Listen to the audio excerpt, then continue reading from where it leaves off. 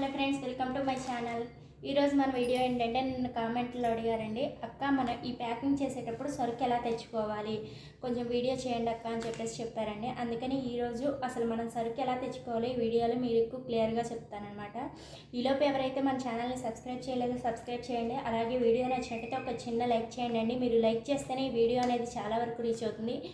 అలాగే వీడియోని స్కిప్ చేయకుండా ఎండ్ వరకు చూడండి. మనం ఈ మసాలా ప్యాకింగ్ ఐటమ్స్ ప్యాకింగ్ చేయాలంటే మనం సరుకు వాళ్ళకి మనం పర్టికులర్గా చెప్పాలన్నమాట. ఏంటంటే మేము ఇలా ప్యాకింగ్ చేయడం కోసం అని చెప్పేసి ఈ సరుకు తీసుకెళ్తున్నాము అని వాళ్ళకి చెప్తే మనకి రేట్ అనేది తగ్గించిస్తారు. మనం ఇలా ప్యాకింగ్ కోసం అని చెప్పకుండా ఉంటే వాళ్ళు రేటు అందరికీ ఎలా ఇస్తారో మనకు కూడా అలానే ఇస్తారన్నమాట.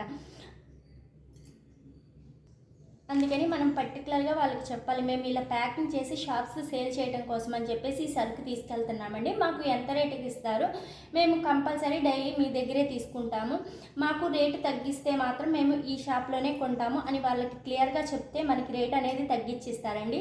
అలాగే మనం ఒక్క షాప్లోనే ఇలా కనుక్కోకుండా మనం ఒక 4 షాపులు కనుక్కుంటే వాళ్ళు అన్ని షాపుల మీద కంపేర్ చేసుకొని మనకి ఎక్కడ రేట్ అనేది తక్కువకు వస్తుందో అక్కడ తీసుకోవాలి.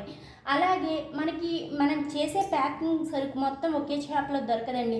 యాలక్కాయలు, జీడిపప్పు, కిస్మిస్, లవంగాలు, మిరియాలు ఇవన్నీ ఒక చోట దొరుకుతాయి. తాలింపు, ధనియాలు, చిన్నులపాయలు ఇవి సపరేట్గా దొరుకుతాయి. కొబ్బరి సపరేట్గా దొరుకుతుంది. అందుకని మొత్తం సరుకు ఒకే చోట దొరకదు కాబట్టి మనం డిఫరెంట్ చోట మనకు అనేది సరుకు దొరుకుతుంది.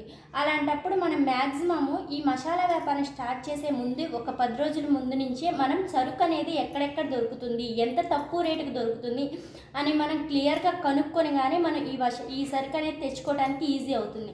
అంతేకాని మనం ఒక రోజు ముందు నుంచే మనము సరుకు తెచ్చేసుకోవాలి అని అనుకుంటే మనకి ఎక్కువ రేట్ అనేది పడిపోతుంది అన్నమాట సరుకు అనేది. అందుకని మ్యాక్సిమం చాలా తక్కువ రేటుకి మనం సరుకు అనేది కొనేసేసి మనం ప్యాకింగ్ చేస్తే మాత్రం మనకి లాభం అనేది ఎక్కువ వస్తుంది. అందుకని మనం దగ్గర షాప్స్ చాలా వరకు మనం సరుకు రేట్లు కనుక్కుంటా ఉంటే మనకి రేట్లు తెలిసి అప్పుడు మనం ఎక్కడ తక్కువ రేటుకి వస్తుందో అక్కడ అనేది మనం సరుకు తీసుకోవచ్చు. అలా తీసుకొని మనం ప్యాకింగ్ చేస్తే మనకి డైలీ వచ్చేసరికి చెప్పే కదండి, మనం కష్టపడే దాన్ని బట్టి ఎంత లాభం వస్తుంది, ఎంత కష్టపడితే అంత లాభం వస్తుంది అనమాట. ఓకేనండి. అలాగే మీరు తెచ్చుకునేటప్పుడు సరుకు కూడా స్టార్టింగ్లో ఏదైనా తక్కువ తెచ్చుకోవడానికి చూడండి.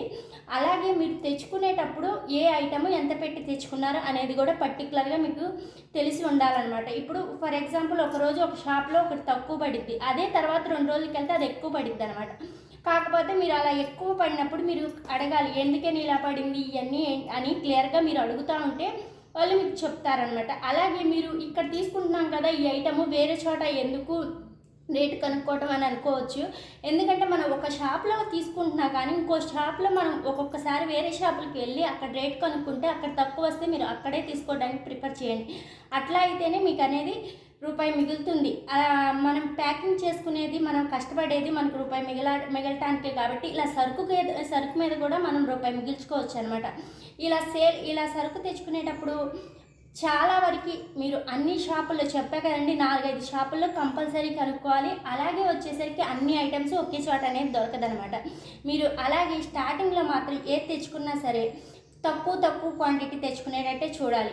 అలాగే మీరు ఎస్టిమేషన్ వేసుకోవాలి, ఇది ఇంత రేటు పెట్టి తెచ్చాము, మనకి ఇన్ని అట్టలు చేసుకోవాలి, మనకి ఒక్కొక్క అట్ట మీద వచ్చేసరికి ఒక 10 రూపాయలు లాభం రావాలని మీరు ఐడెంటిఫై చేసుకొని మీరు సరుకు తెచ్చుకొని మీరు అనేది ప్యాకింగ్ చేసేసి షాపులకి వేసేస్తే మనకి వీటిలో ఇది అంత కష్టంగా అనిపించదు అనమాట. అందుకని మ్యాక్సిమం మీరు అన్నీ ముందుగానే ఎస్టిమేషన్ వేసుకోవాలి. అలాగే షాప్స్ మొత్తం మీరు ఈ వ్యాపారం స్టార్ట్ చేసే ఒక 10 రోజుల నుంచే మీరు మొత్తం షాప్స్ తిరిగేసేసి ఎంతెంత రేట్లు పడినాయో అన్నీ ఎస్టిమేషన్ వేసుకోవాలి.